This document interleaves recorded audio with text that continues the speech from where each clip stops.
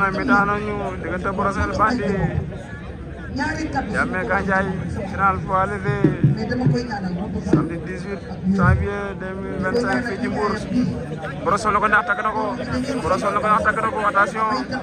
Brosse takk na ko Brosse El Bandit Jammeh confirmation wala revanche Brosse takk na ko attention loolu Brosse def forum la ko mane attention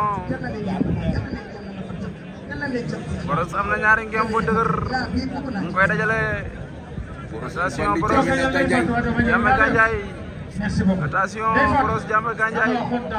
daaw nag ren nag ak daaw bokkul ren moom attention dama mën a fanaan mais daaw dama fanaanoon kër ga ba bët set Brosse Jammeh Gandiaye waaye lépp ci lu baax